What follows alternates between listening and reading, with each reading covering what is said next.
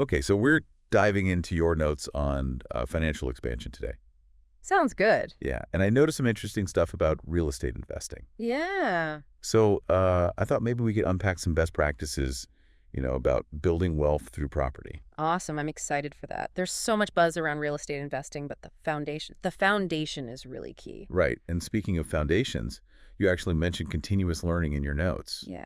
Why is that so important? I mean, doesn't everybody know that by now? Well, the real estate landscape is always changing. Hmm. And remember all those articles that we saw on those short-term rental regulations? Oh, yeah. I mean, cities are like cracking down. Yeah. And, those changes can make or break an investment strategy. Mm-hmm. So, yeah, it's crucial to just stay informed. So continuous learning is like our GPS. Exactly. It's helping us navigate Exactly. the real estate world. For sure. And speaking of navigation, you mentioned setting clear investment goals. What does your ideal real estate investment look like? Ooh, that's the fun part. Yeah. But before we dive into like beachfront vacation rentals and all that good stuff, Right. we need a solid financial plan. Okay. So that means, understanding your budget, your income streams, and being honest about your risk tolerance. Risk tolerance. What's that? So imagine this. Some people are okay with like bungee jumping off a bridge, right? Right. And others are more like, let's just take a walk in the park. Right. So your risk tolerance is basically how much financial uncertainty you're okay with.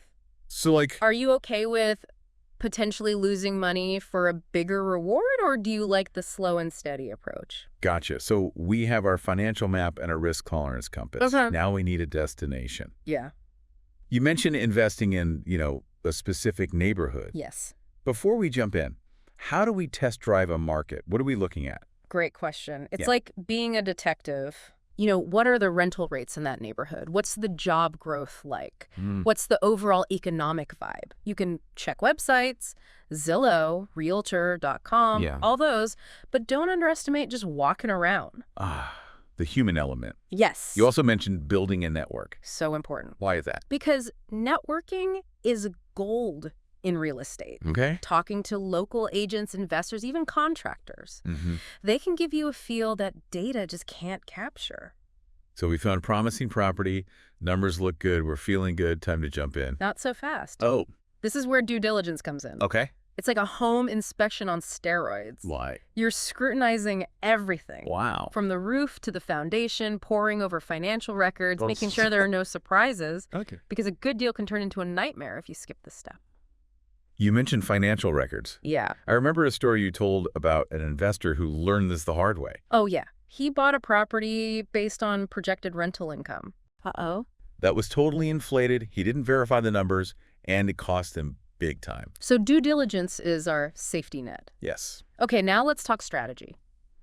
I see buy and hold, fix and flip in your notes. Yeah. Pros and cons. Okay, so buy and hold is like the tortoise, slow and steady. Right. You buy, you rent it out. Passive income, long-term wealth requires patience, though. Okay, what about fix and flip? Fix and flip is more like sprinting, buy a distressed property, renovate it, sell it fast. Okay. Potentially more lucrative, but also riskier. Yeah, you mentioned fix and flip being riskier. Yeah. And you highlighted risk management, and you even had an anecdote about a friend who didn't diversify. Oh, yeah. He put all his eggs in one basket, one type of property, one market. Oh. The economy took a hit, and his portfolio value plummeted. Wow.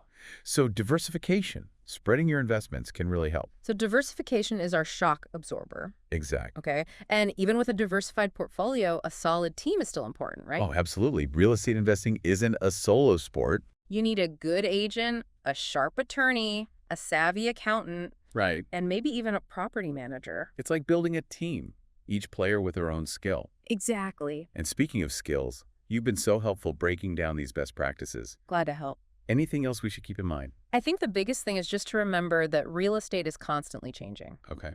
Stay informed, adapt your strategies, never stop learning. So to recap, continuous learning, clear goals, financial planning, market research, networking, due diligence, the right strategy, managing risk, and building a team. That's it.